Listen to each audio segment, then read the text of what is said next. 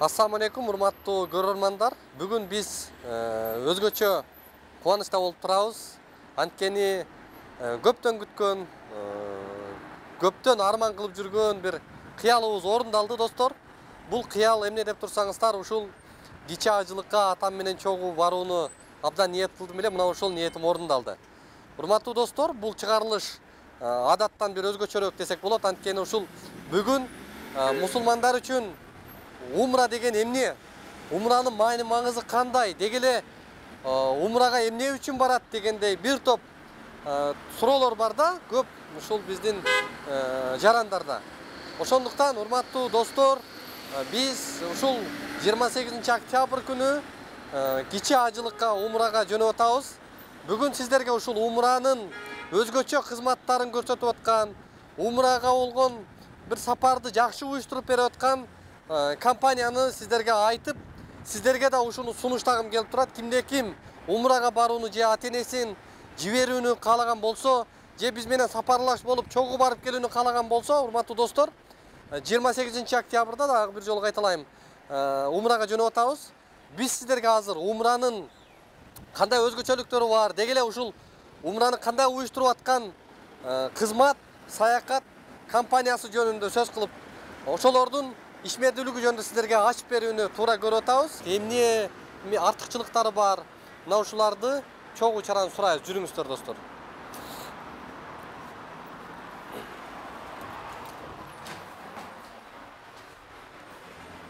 Кызмат саякат умра компаниясы өлкөбүздө 2007 жылы негизделди.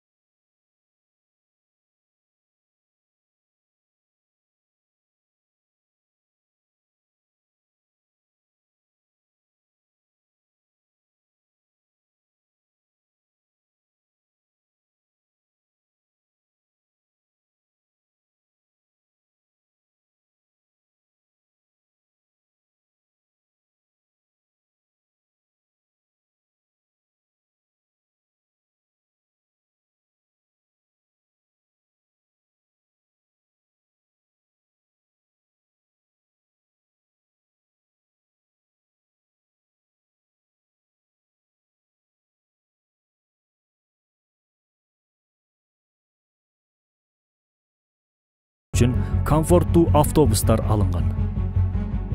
Компаниянын эсебинен 4 жолу Худайбия жана Жирани мыйкаттарынан умра амалдарын жасоо мүмкүнчүлүгү бар. Мындан сырткары, зыяратчылар үчүн атайын дарыгер кызматы да каралган. Компания тараптан умра китепчеси, желек, 5 литр замзам суусу, фирмалык баштык белекке берилет. Кызмат саякат умра компаниясы. Мыкты кызмат, толук ибадат. Урматтуу көрөрмандар, биз азыр өзүңүздөр көрүп болгондой кызмат саякат умра компаниясына келдик. Анын жетекчиси Нарматов Абдулвахит агай. Азыр ушул негизи эле азыр мына ачыктап берсеңиз да, умра деген алгач эмне? Сөз башында ошо умра жөнүндө бир түшүндүрүп берсеңиз. Рахмат, Алла разы болсун, кош келдиңиз. Умра деген негизи зиярат дегенди билдирет. Аллах Тааланын үйүнү зиярат кылуу, ошондой эле пайгамбарыбыз саллаллаху алейхи ва саллям зиярат кылуу деп билебиз. Умрага баруу менен биз Кудай Тааланын үйүнү зиярат кылып, Аллах Таалага болгон кулчулугубуздун бир бөлүгүн аткарып келебиз иншалла. Умра бүгүнкү күндө мааниси, анан маңызына токтолсоңуз. Билесиз, жер бетинде мусулмандар үчүн эң маанилүү болгон эки эле жер бар. Бул биринчиси Мекке шаары, экинчиси Медине шаары. Анткени Мекке шаарында пайгамбарыбыз саллаллаху алейхи ва саллям динди жайууну баштаган. Дин ошол жерде башталган. Андан кийин Медина шаарында динди тараткан пайгамбарыбыз. Бүткүл дүйнөдөгү мусулмандарга динди Медина шаарынан тараткан. Ошол үчүн биз умрага баруу менен пайгамбарыбыз саллаллаху алейхи ва саллям шафаатына жетебиз. Биз умрага баруу менен жан дүйнөбүздү тазартабыз. Биз умрага баруу менен Кудай Таалага болгон кулчулугубузду аткарган болобуз. Biz umraga barуу менен Кудай Таалага жакындык үчүн барабыз. Анткени умрага барганда Каба мазман таваф кылабыз. Умрага барганда пайгамбарыбыз саллаллаху алейхи ва саллям үйүн зиярат кылабыз. Ошондой эле пайгамбарыбыз айтат: "Ман зара кабри важабат лаху шафаати." Кимде ким менин үйүмдү зиярат кыла турган болсо, ал кишиге менин шафаатым важип болот. Биз ошол нерселерге, ошол амалдарга, ошол даражаларга жетиш үчүн умрага барабыз.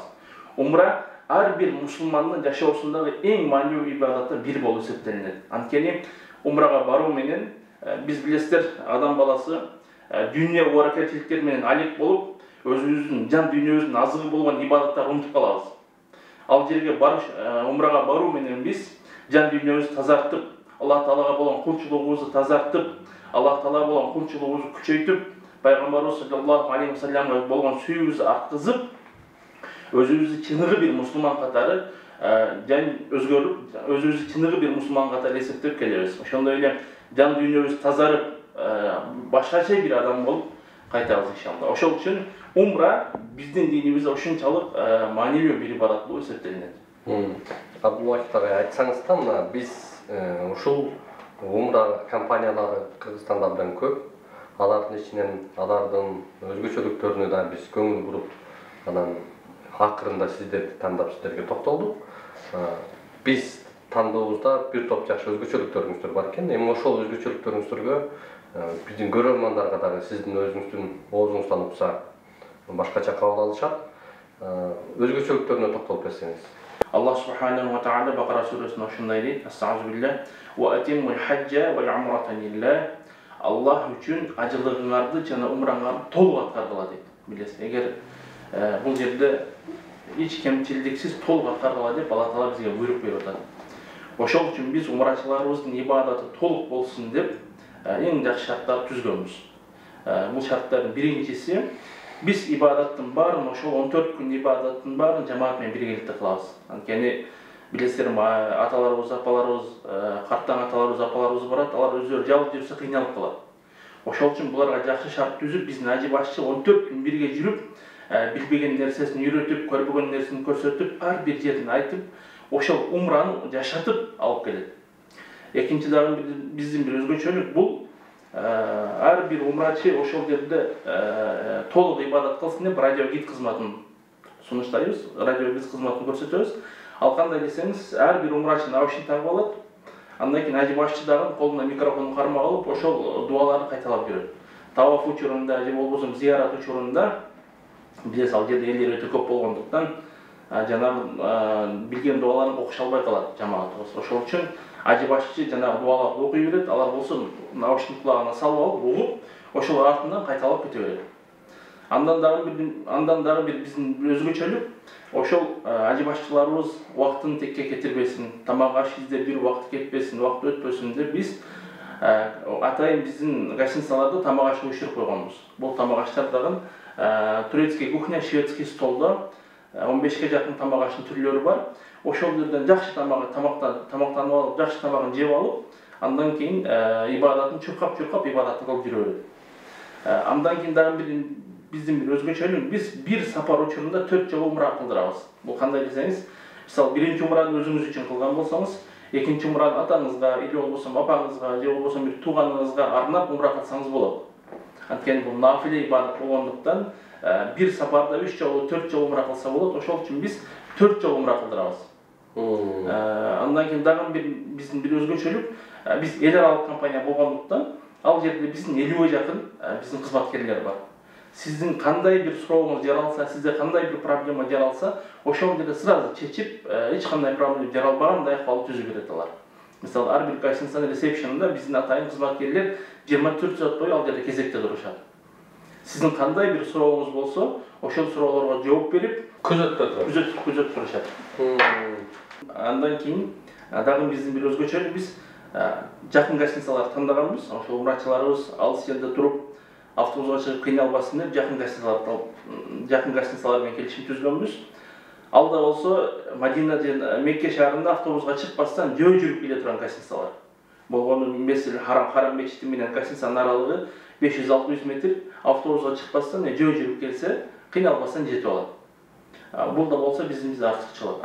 Мадина шаарындагы гостиницабыз болсо өтө эле жакын. Ошол Масир Пайгамбарыбыз саллаллаху алейхи ва саллям жаткан Масжид Набавинин артындагы эле гостиница болуп эсептелинет. Иншалла муну барганда дагы өзүңүз эң жакшы түрдө көрсөтүп, жарандарыбызга эң жакшы түрдө ошолор барынча калтырып бересиз иншалла. Дал ушул кызмат умра сапарында алып баруудагы тариф биздин көрөрмандарды дагы абдан кызыктырып турат болуш керек. Ошого токтолсоңуз. Рахмат. Биздин баабыз болгону $1550.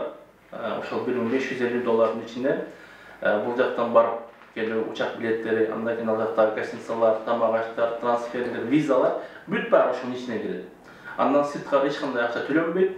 Ошол $1550 менен барып, сиз буйрукса 14 күн эң жакшы түрдө Кудай Таалага колчулук кылып, ибадатыңызды аткарып, күнөөлөрдөн арылган бир акыбалда иншалла Кыргызстаныбызга кайра кайтып келесиз. Ушундай биздин баабыз болгону $1550. Анан ушул жагдайда бүгүн Кыргызстандын кайсы аймактарында сиздердин филиалдар бар? Биздин ушул жети рубандагы мекендештерибиз барууну, ушул сиздер биз менен чогуу сапарлашканын каалап турган болсо, кантип байланышат сиздерге? Биздин ар бир облустта биздин өкүлдөр бар. Ошондой эле Бишкектен Ош шаарында биздин офистерибиз бар. Андан сырткары ар бир облустта дагы биздин өкүлдөр бар. Эгер биздин номерге байланышса, умрага бара турган ар бир жараныбыз биздин номерге байланышса, умрага бара турган ар бир жараныбыз биз ал жактагы биздин өкүл менен байланыштырып, документтерди эң кыска жол менен бүтүрүүгө аракет кылабыз иншалла. Сиздерге чоң ыраазычылык билдиребиз дагы бир жолу. Мына биз дагы ушул көптөн күткөн, ниет кылып жүргөн бир максаттарыбыздын орундалганы турат. Бул үчүн абдан мындай толкунданып, сүйүнүп турабыз. Ушул 28 октябрда биз дагы ата-энебиз менен чогуу ушул умра сапарына барып, ал жактан дагы ушундай бир жакшы иш-чараларды, ал жактагы бир ибадаттын өзгөчөлүктөрүн чогуу чаран буюрса күбө болуп көрүп келебиз.